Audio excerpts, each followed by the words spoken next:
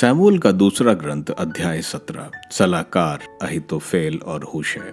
फिर अहीतोफेल ने अबसलोम को यह परामर्श दिया, मुझे 12,000 आदमियों को लेकर इसी रात दाऊद का पीछा करने प्रस्थान करने दीजिए। जब वह थका मांदा और निराश हो गया होगा तब मैं उस पर टूट पड़ूंगा, उसे आतंकित कर दूंगा। उसके साथ के सारे लोग भाग जाएंगे और मैं राजा को अकेला पाकर उसका वध करूंगा और सब लोगों को आपके पास वापस ले आऊंगा। जिसको आप ढूंढते हैं उसके वध के कारण सब लोग वापस आएंगे, सब लोगों को शांति मिल जाएगी। यह विचार अबसलोम और इजरायलियों के सब नेताओं को अच्छा लगा। तब अबसलोम ने कहा, अर्की हुयुश को भी बुलाओ, हम उसका भी परामर्श सुन लें। जब हुयुश अबसलोम के पास आया तब अबसलोम ने उससे कहा, अहीतोफेल ने यह परामर्श दिया है, क्या हम उसके परामर्श के अनुसार काम करें? नहीं तो तुम कुछ बताओ। हुयुश ने अबसलोम को उत्तर दिया, अहीतोफेल ने इस बार जो परामर्श दिया है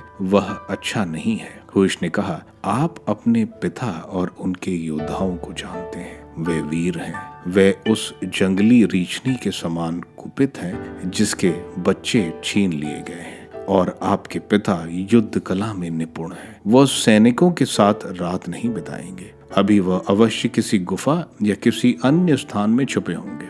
अब यदि शुरू में ही हमारे कुछ लोग मारे गए तो सुनने वाले यही कहेंगे कि अबसलोम के पक्ष वाले पराजित हो गए। तब शेरदिल योद्धा भी हिम्मत हार जाएंगे, क्योंकि सब इजरायली जानते हैं कि आपके पिता अच्छे योद्धा हैं और उनके सैनिक भी शूरवीर हैं। इसलिए मैं तो यह सलाह दूंगा, सभी इजरायली दान से बेरशीबा तक आपके लिए एकत्रित किए जाएं। वे समुद्र तट के रेत कणों के समान असंख्य हों और आप स्वयं उनके साथ साथ युद्ध करने जाएं। वह जहां भी मिले हम पर ऐसे टूट पड़े जैसे ओस पृथ्वी पर गिरती है, और ना वह बचेंगे और ना उनके साथ के सभी लोग में कोई। परंतु यदि वह किसी नगर में शरण ले ले तो सब इजरायली उस नगर पर रस्से लगा देंगे और हम उसे घाटी से खींच लेंगे, यहाँ तक कि उसका एक भी पत्थर शेष नहीं रहे। इस पर अबसलोम और सब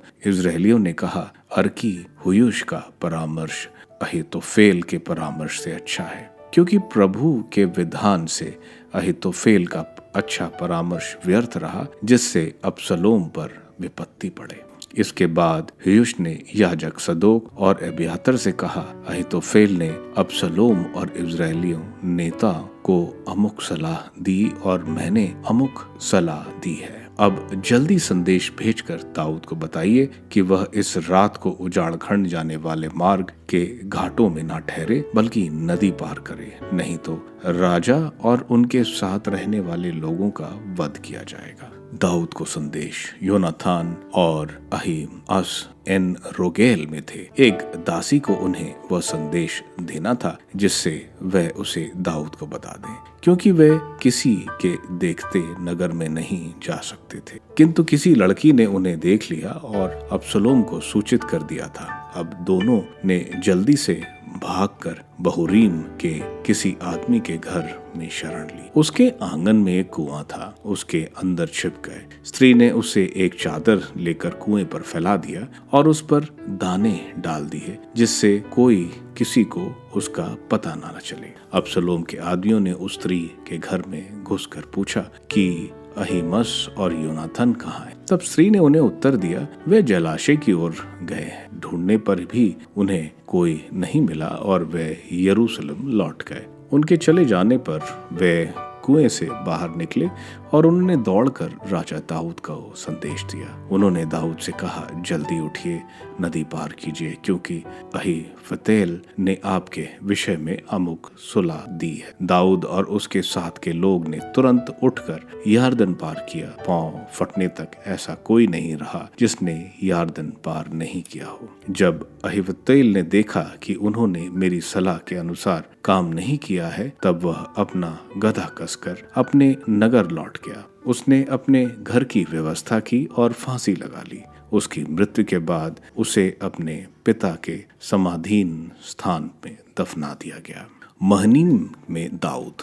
अबसलोम और उसके साथ के इजरायलियों के यरदन पार करते करते दाऊद महनीम तक पहुंच गया। अब्सलोम ने योआब के स्थान पर अमासा को सेनाध्यक्ष नियुक्त किया था। अमासा इजरायली यित्रा का पुत्र था। उसने अबीगैल से विवाह किया था, जो नहाश की पुत्री सूर्या की बहन और योआब की माँ थी। इजरायलियों ने अब्सलोम के साथ गिलियाद देश में पड़ाव डाला। जैसे ही दाऊद महनईम आया, अमोनियों की राजधानी रब्बा के नहाश का पुत्र शोबी, लोबदार के अमीएल का पुत्र माकीर और रोगलीम का गिलियादी बर्जियल बिछौने, पात्र और मिट्टी के बर्तन ले आया। वे दाऊद और उसके आदमियों को खिलाने के लिए गेहूं, जौ, आटा, बुना हुआ अनाज, सेम, मसूर, मधु, मक्खन, भेड़ें, पनीर और बछड़े के टुकड़े ले आया। उनका विचार था कि उजाड़ खंड में भूखे प्यासे थके मांदे रहे होंगे।